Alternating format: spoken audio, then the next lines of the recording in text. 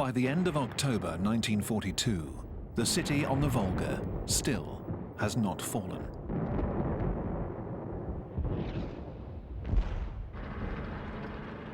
The Führer announces to the German people, "We have taken Stalingrad. A few pockets of resistance remain. We will take them one by one. It is just a question of time." For Hitler, Stalingrad has come to represent his victory over Russia.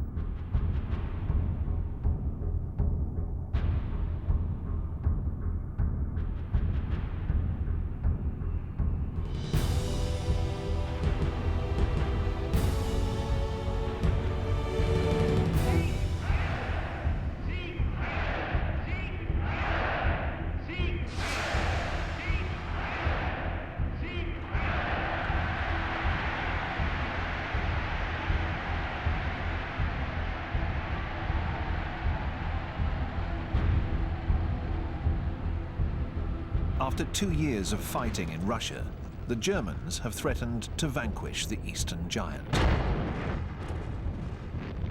In the north, Leningrad is surrounded by the Germans.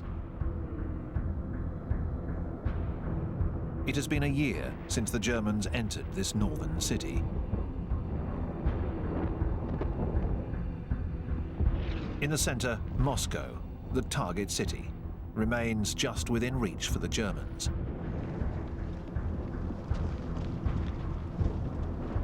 In the south, the drive towards the Baku oil fields has come to a halt in the Caucasus Mountains.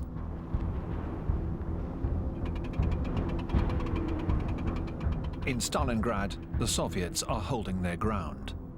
Contrary to Hitler's declarations, Soviet boats continue to cross the Volga, bringing over reinforcements. Every day, thousands of young Russian men, sometimes without any weapons or military training, are disembarked on the riverbanks.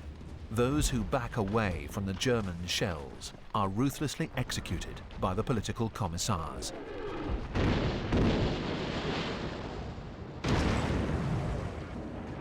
On the 7th of November, the anniversary of the revolution, the beleaguered soldiers holding Stalingrad and the Soviet troops all along the front listen to their commander-in-chief, Stalin, make this astonishing declaration. "Tomorrow there will be celebrations in our streets." And indeed, General Zhukov, the man who saved Moscow, has a plan to keep those pockets of resistance fighting to the very end, in order to retain the German troops of General Paulus inside Stalingrad. On the other side of the Volga, Zhukov is secretly putting together an entire army. The country has been ravaged, 1/4 of its territory lost. But the entire Soviet Union is toiling away to provide this new army with huge amounts of equipment. Factories that were moved out and rebuilt behind the Ural Mountains are operating 24 hours a day. In this endeavor, lives will be sacrificed. It is the winter of 1942. The women working in these unheated, sometimes roofless workshops are cold and hungry. Many will die of exhaustion. But the country's industrial production will increase tenfold. The United States is now providing massive amounts of aid to the Soviet Union. The Allies are able to reduce the threat posed by German submarines in the North Atlantic by forming protected convoys to Soviet ports, such as Murmansk. Anti-communism is put on hold. For the Americans, Joseph Stalin is now Uncle Joe, and for the British, good old Joe. The Russians receive huge shipments of jeeps, tanks, planes and trucks, and cans of corned beef. When they open the tins of meat, the Russian soldiers joke, "We're opening the second front." Along with Stalin, everyone expects the Allies to do more to alleviate their plight. In Egypt, however, the British are being threatened by the Germans. Rommel, whom Hitler has just promoted to Field Marshal after his victories in the desert, and his tank army, the Afrika Korps, are getting dangerously close to the Suez Canal. They have reached El Alamein. The British Empire is in peril.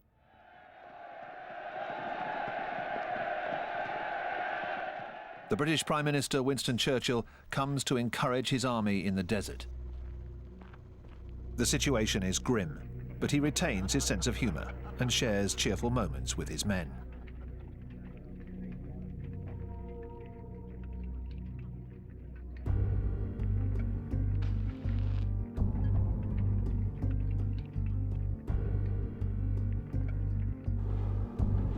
He meets with the newly appointed General Montgomery.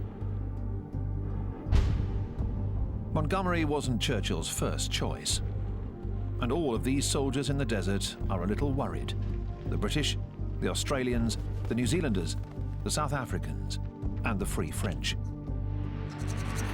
As soon as he arrived, Montgomery, the son of a clergyman, ordered a new program of strict rules and discipline to be imposed.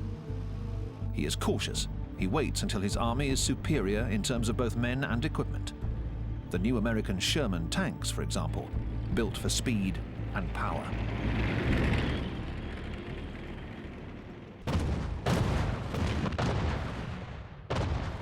Montgomery launches his offensive with a preliminary artillery barrage, followed by a massive tank assault. But the German 88 flak guns cause tremendous losses. Rommel's soldiers counterattack relentlessly.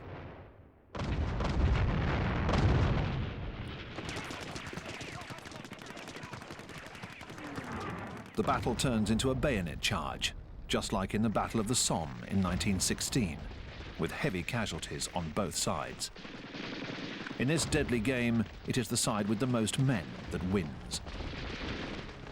In a letter to his wife, Rommel writes, "We're simply being crushed by the enemy's weight." He receives a message from Hitler. There can be no other thought than to stand fast, yield not a yard of ground. Rommel writes back to his wife, "I rack my brains for a way out of this plight for my poor troops. We are facing perhaps the most difficult days that a man can undergo." And he adds, "The dead are lucky. It's all over for them." Rommel retreats. In London, Churchill announces to his fellow citizens what is really the first good news of the war. This is not the end. It is not even the beginning of the end. But it is perhaps the end of the beginning. Churchill's words ring out around the world. The old British lion has stood up to Hitler.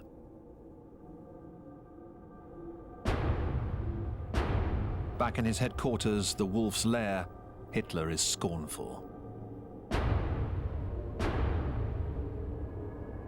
He says, "It is just a setback. The war will go on."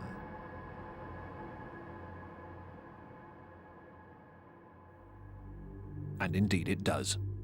The Allies open up a new front in North Africa, a first step towards controlling the Mediterranean. As in 1917, American troops sail across the Atlantic. The French writer Antoine de Saint-Exupéry, who was exiled in New York, will return from the US with one of these military convoys.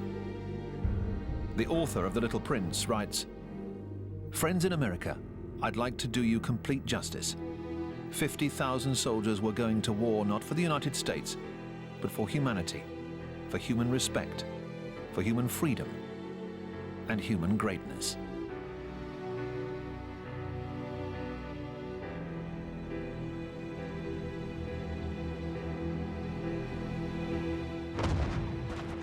Off the coast of Casablanca and Oran, the British and Americans are greeted with cannon fire from the Vichy French.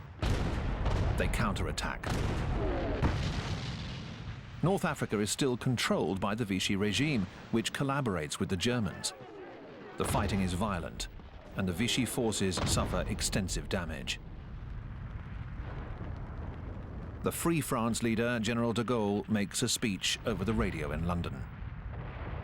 Chefs, soldats, marins, aviateurs, fonctionnaires, colons français d'Afrique du Nord, levez-vous, aidez nos alliés, joignez-vous à eux sans réserve. After 2 days of fighting against the liberators, the guns are silenced. The Allies secure their landing.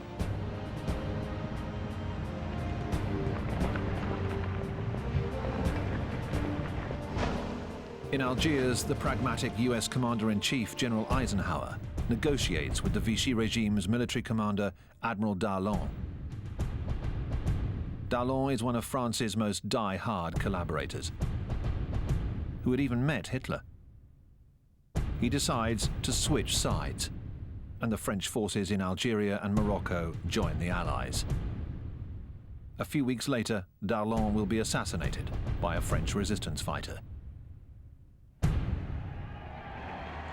Many of the French in North Africa greet the Americans warmly. The Zouaves in the French Army of Africa are also relieved. They never really wanted to shoot at the Americans. In fact, they will soon be fighting side by side with them, like almost all of the other French colonials. As will the indigenous soldiers, as they are called at the time, who will form the Moroccan and Algerian tirailleur units.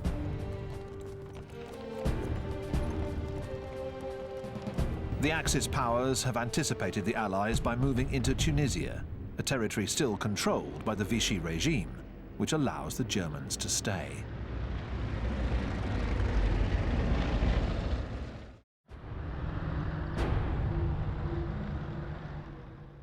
Rommel is retreating towards Tunisia.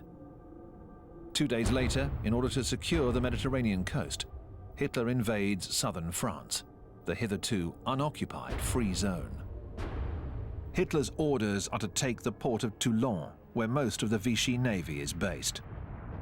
With their shaky autonomy now at risk, the Vichy admirals decide to scuttle their fleet. They proceed to sink their own ships in order to keep them from falling into the hands of the Germans or the Allies. That is the tragic result of the politics of the Vichy regime. But it's not good news for Hitler. With the arrival of the Germans, those Jews hiding in the remaining pockets of French tolerance have little chance of survival.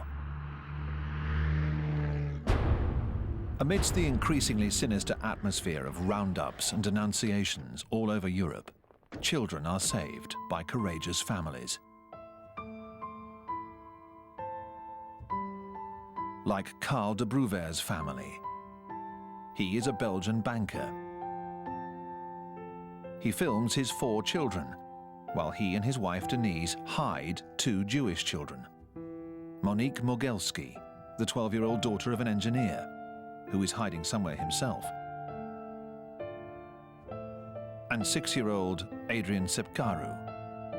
Adrian's mother was arrested and deported to a work camp in Eastern Europe.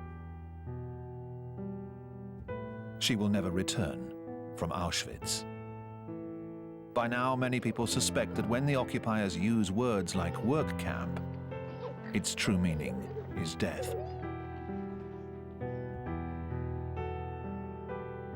Karl and Denise de Brouwer are everyday heroes who will one day be awarded the title of Righteous Among the Nations, along with more than 20,000 other men and women from all over occupied Europe.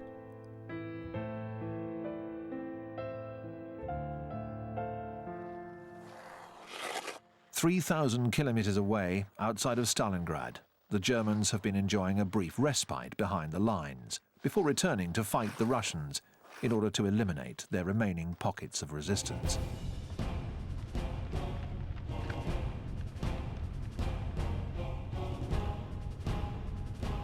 The German army's flanks are defended by units from the Reich's satellite countries, Romanians, Hungarians, and Italians, who are totally unaware of the danger looming just around the corner.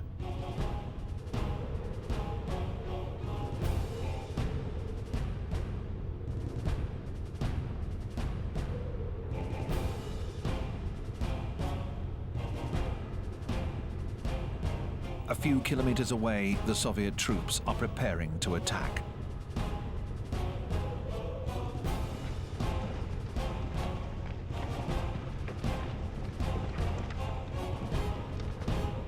They are ready to fight, and there are over 1 million of them. They are going to storm the enemy's weakest units in order to surround the German army occupying Stalingrad.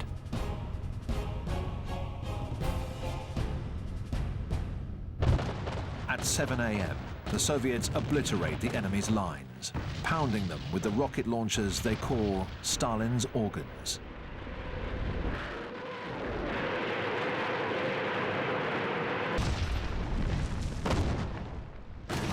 Zhukov's massive army launches the offensive.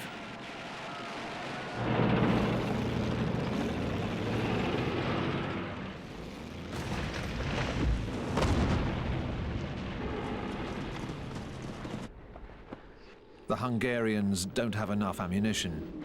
The Romanians don't have any anti-tank weapons. They, as well as the Italians, lost a massive number of men.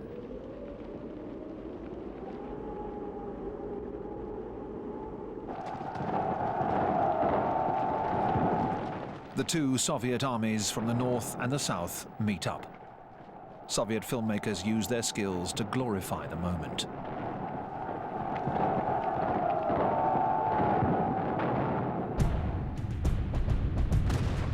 The Germans see the Soviet tanks close the circle around them. General Paulus's 6th Army is trapped inside Stalingrad.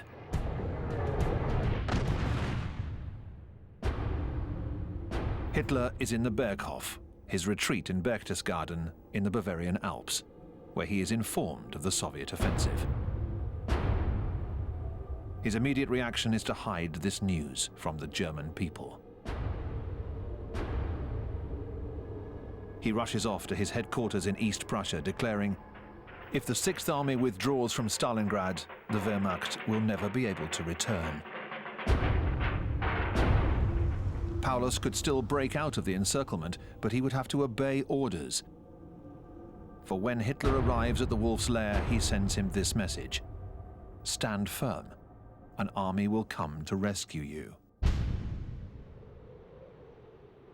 But no army is able to reach them, and the aeroplanes of the Luftwaffe fail to deliver sufficient supplies, in spite of the promises made by the head of the Air Force, Hermann Göring.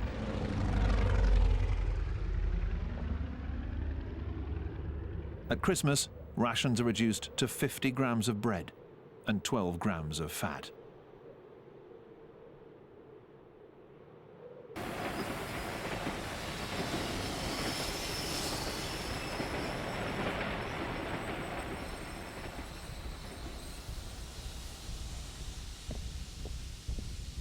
Mussolini, who has just lost an army in Stalingrad, is looking for a way to shift German attention back to North Africa. He writes to Hitler, "In my opinion, Russia can never be annihilated. She is defended by her very size, a territory so vast that it can never be conquered or held. The Russian chapter is over. We should make peace with Stalin." What would Hitler do? To negotiate would be to admit that the campaign in Russia was a huge failure. Future events, however, will not give Hitler the choice. Roosevelt, the President of the United States, has arrived in Casablanca in Morocco to attend one of the most important meetings in modern history. He and Churchill want to settle the prickly question of French political power. Roosevelt wants to exclude de Gaulle, who since 1940 has been claiming his legitimacy as the leader of the French resistance movement. Roosevelt says, "General de Gaulle is a soldier, certainly a patriot and devoted to his country. But on the other hand, he is also a politician and a sectarian, and I believe in him he has all the attributes of a dictator." Roosevelt prefers to invite another of France's great leaders to Casablanca, General Giraud. Taken prisoner in 1940, he has just escaped from Germany and arrived in North Africa. He cuts a dashing figure. Churchill continues to support de Gaulle, whom he invites in order to try to reconcile the two rival generals, which is not an easy task. Roosevelt and Churchill agree that future cooperation between the two adversaries is necessary in order to save France. It is obvious that Roosevelt has warmer feelings for Giraud than for de Gaulle.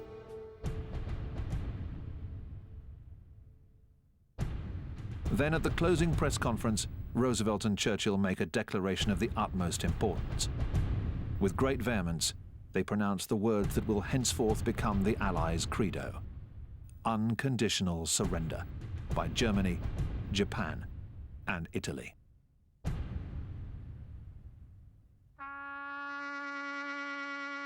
There will be no more negotiating. The Allies will keep fighting the Axis powers until the very end. The price in lives will be high, and many believe that this radical position, whose purpose is to reassure the Soviets, will only serve to increase the Germans' devotion to their Führer.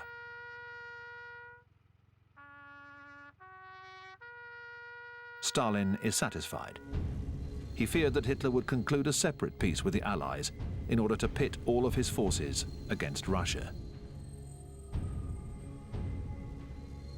He launches his offensive to annihilate the beast still lurking in the ruins of Stalingrad.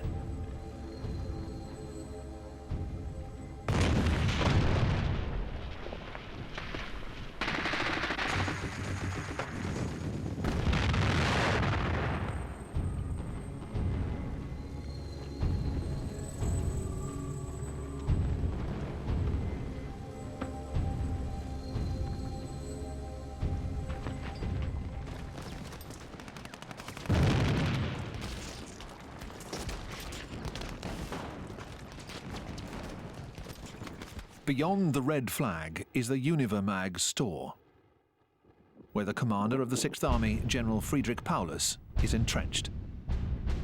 His men surrender.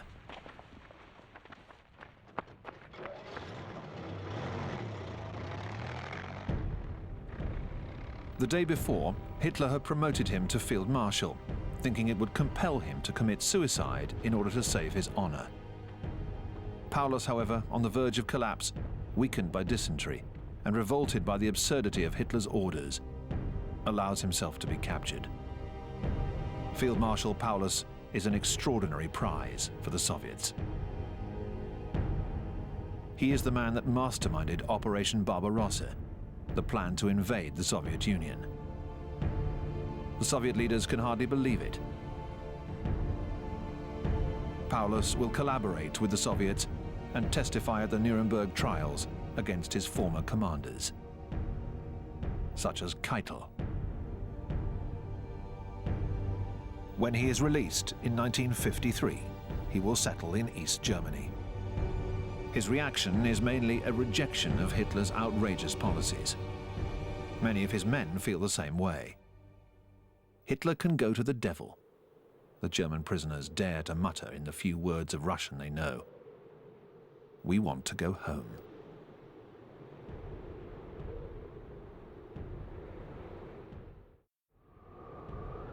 We can only imagine how the people in the occupied countries must have felt.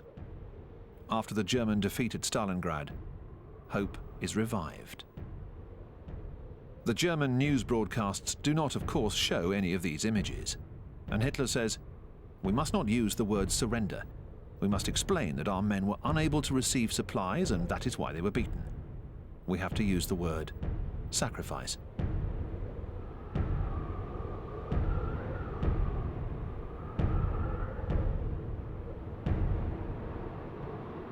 The Nazis want to turn this national disaster into an opportunity for galvanizing the German people. The Minister of Propaganda, Goebbels, assumes the task of mobilizing all the nation's energy and resources towards this end.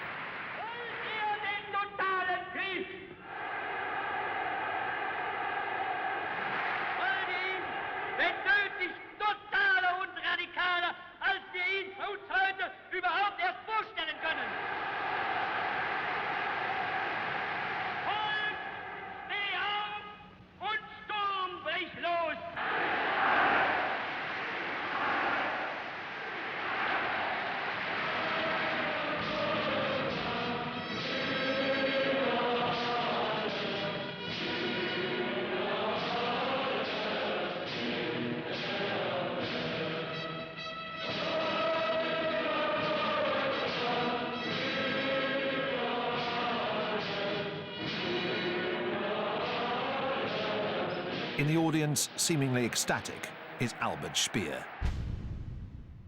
He will furnish Hitler with the means to implement total war. Hitler calls him his only friend. The 38-year-old architect, builder of the Führer's megalomaniac edifices, has been appointed Minister of Armaments.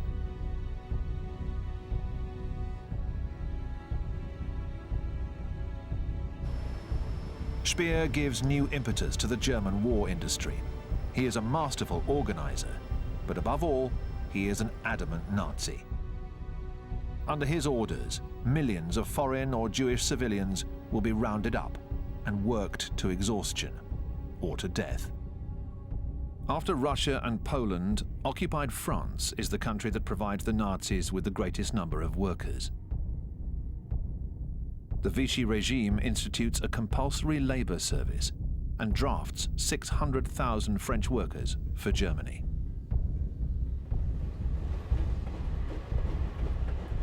Those who want to evade this service take to the forests and join the resistance movement. The song of these groups is the partisan song. Amis, entends-tu le cri noir des corbeaux sur nos plaines? Amis, entends-tu les cris sourds du pays qu'on enchaîne? Oh, et partisans, ouvriers et paysans, à vos armes. Underground resistance groups have been created in all of the occupied countries. Montez de la mine, descendez des collines, camarades. Sortez de la paille, les fusils, la mitraille, les grenades.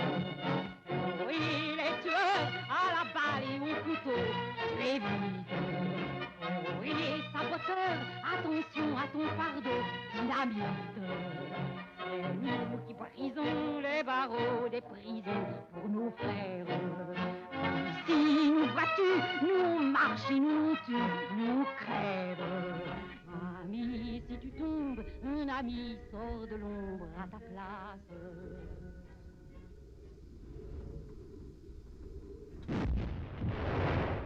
Behind the walls of the Warsaw Ghetto, the Germans are confronted by a Jewish uprising.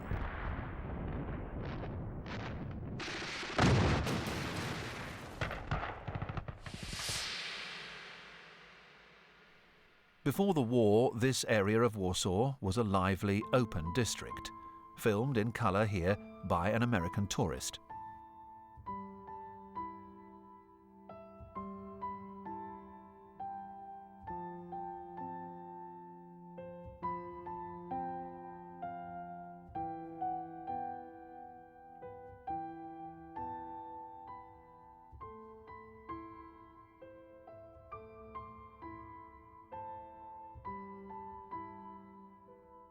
In 1940, the Nazis turned this pleasant area of Warsaw into an overpopulated prison.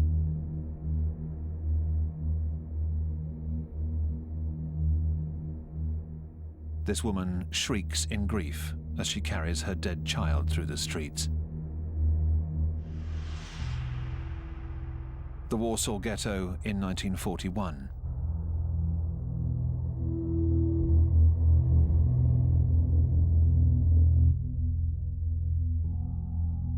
The ghetto in 1942.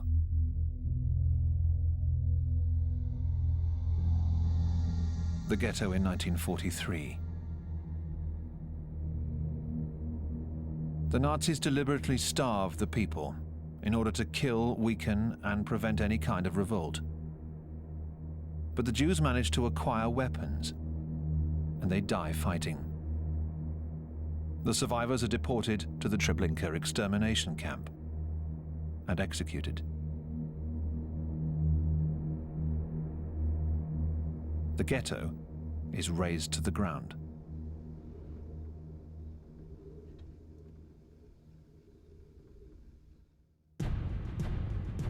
At the same time, the Allies win another victory. They enter Tunis.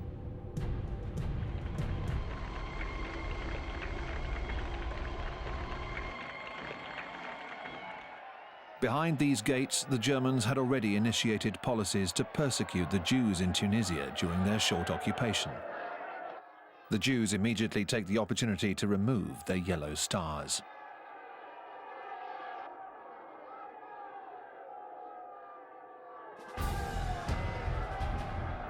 The Italian prisoners receive insulting gestures from the crowd.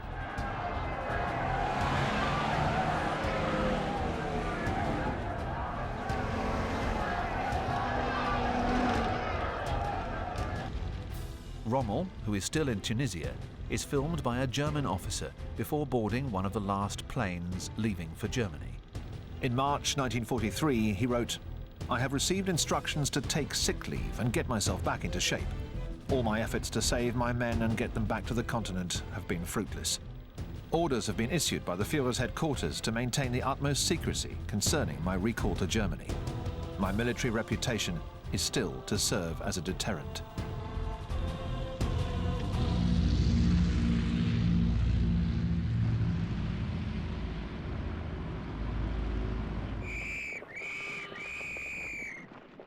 The Afrika Korps has been captured and is now marching in long lines towards the American fleet's ships to be taken away to the other side of the Atlantic.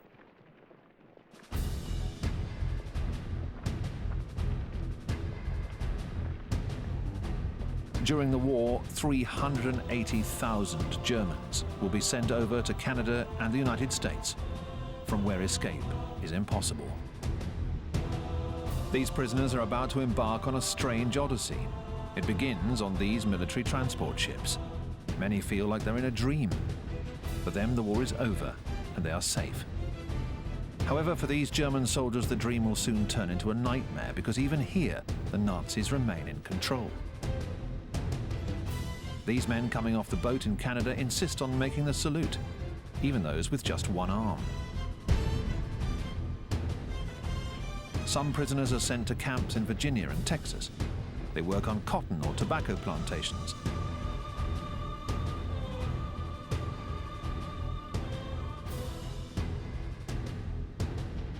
In these barracks, Nazi law continues to terrorize the prisoners.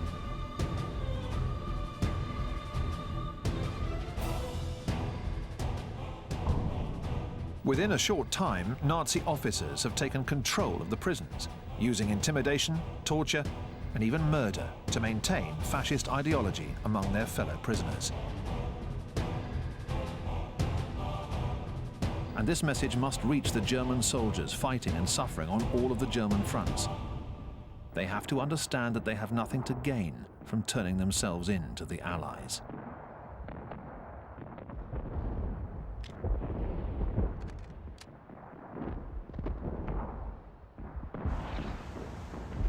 On the Eastern Front, ever since the fall of Stalingrad, the Wehrmacht is never the same. The soldiers exchange rumors about the Führer. Apparently he's lost his head. He's being secretly held in Berchtesgaden. It's his double that we're seeing.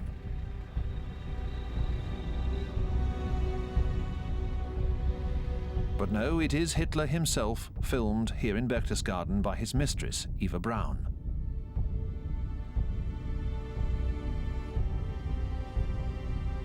Since his army's defeat at Stalingrad and El Alamein, he's changed. His famous moustache has greyed. One of his generals, von Singer, is struck by his appearance. He says his skin was flaccid. The look in his blue eyes, which had mesmerized the crowds, was reddened by insomnia.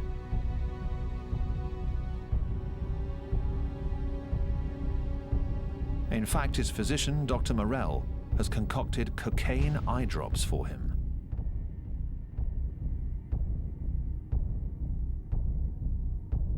Morell is filmed here on the 20th of April 1943 with the secretaries and close friends who have come to wish the Führer a happy birthday. He is only 54. Morell is able to make him presentable for ceremonies. Hitler, however, is careful to keep his left arm under control. It tends to tremble. He is already showing signs of Parkinson's disease.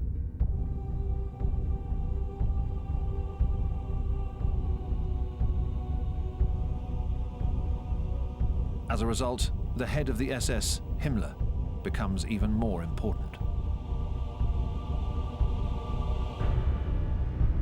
The SS, whose recruits were now coming from the Hitler Youth, started out as the Schutzstaffel, the protection squad for Nazi officials. Later, it would provide the guards for the concentration camps. The SS has now created a veritable army of its own, the Waffen-SS. In the future, these elite troops, under Himmler's orders, are expected to replace the Wehrmacht, which is no longer considered completely loyal. Increasingly, Himmler recruits from the occupied countries, fanatics such as these Bosnian SS.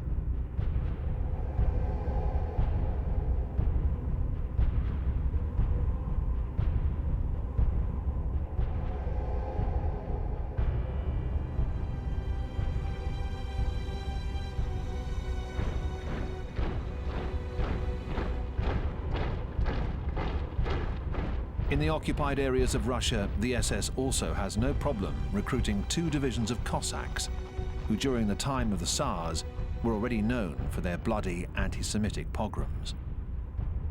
They will form the fearsome 15th SS Cavalry Corps.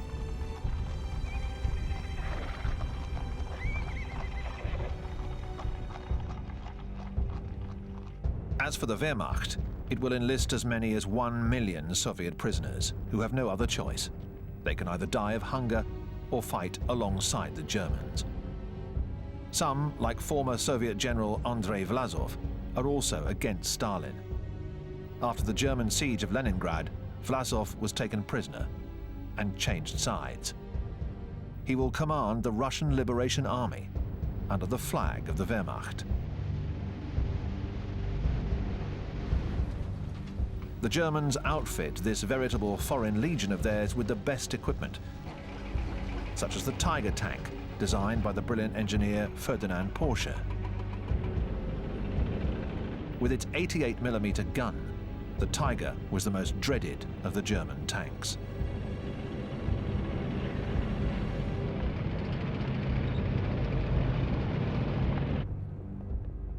As a result, back in the wolf's lair, Hitler starts to feel hopeful again. He can now renew his obsession with destroying the Red Army. He wants to attack at Kursk.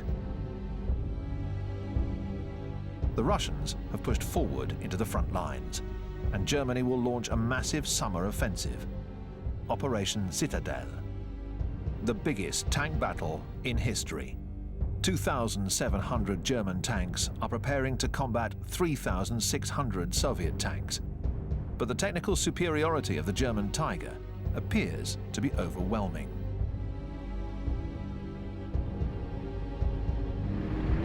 Hitler knows the importance of this battle.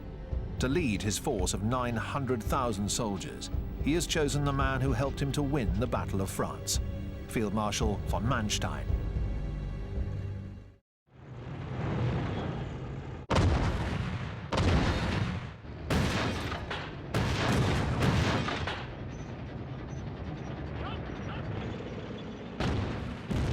The offensive, led by the Tiger tanks, breaks through the Soviet lines, but encounters a brutal anti-armor defense set up by the Soviets and dense concentrations of tanks.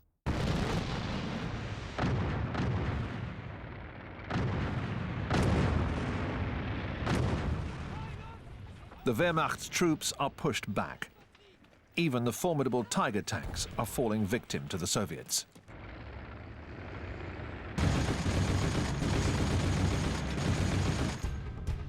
And the Soviets have a secret weapon. The British have succeeded in capturing and decoding the German encryption machine called Enigma, and they are now able to read all of the most secret German orders. The powerful Soviet Secret Service in Great Britain had managed to pass on the decoded operation plans to Moscow.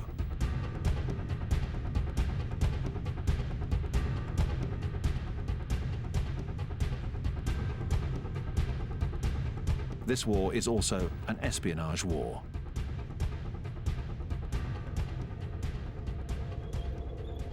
At Kursk, the outcome is devastating for the Germans, who have already lost 50,000 men in this battle.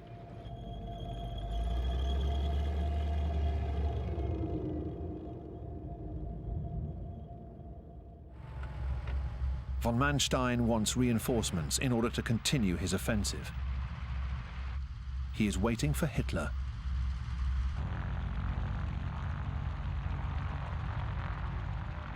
He immediately tells him, "We have suffered losses, but the Russians have too, even worse."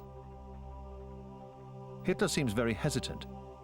He mutters a few inanities. Von Manstein will write, "He seems to me to be quite feeble."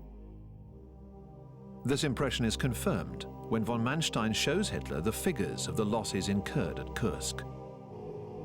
Since the beginning of the war, 2 million German soldiers have already been killed, wounded, or gone missing in action. Hitler will never be able to fill that void. Things are now a far cry from the victories of the Lightning War campaigns, the Blitzkrieg of the Battle of France. Kursk is the real turning point in the war, because Hitler moves over to the defensive. Overcome by paranoia, he insists on having stenographers present. Von Manstein does not believe that everything is lost, but Hitler disagrees.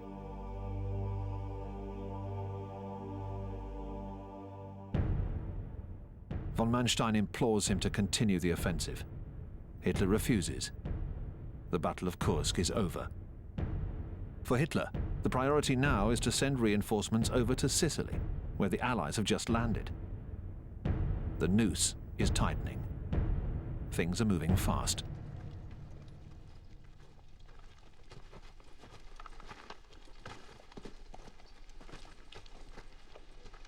All Hitler can do is try to hold back the advancing Allies.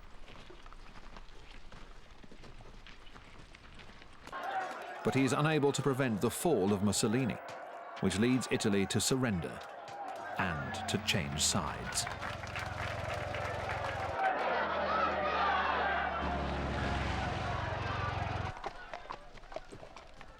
The new Italian government has Mussolini imprisoned up in the mountains. Hitler sends an airborne commando unit to rescue him. Hitler wants Mussolini back in power. He sends him back to Italy to re-establish his fascist regime with the help of the German army. The Germans invade Italy and have no qualms about slaughtering their former allies who attempt to resist. The Germans immediately start going after the Jews in Rome, Milan, Genoa, Florence, and Trieste.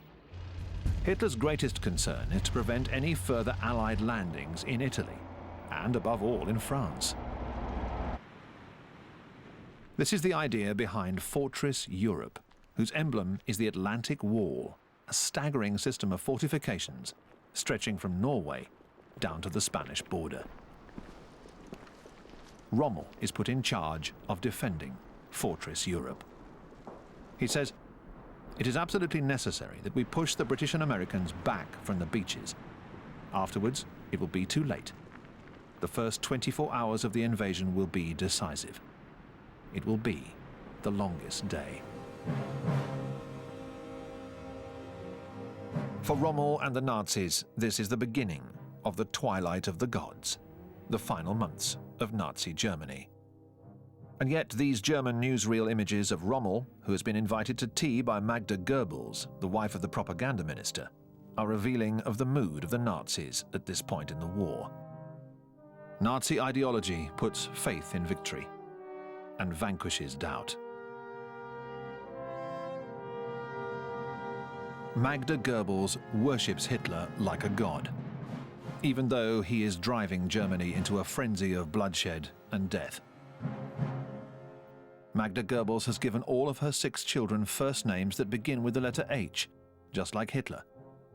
Helga, Hildegard, Holdine, Helmut, Hedwig, and Heidrun. She will kill them all, one by one, on the last day of the Reich.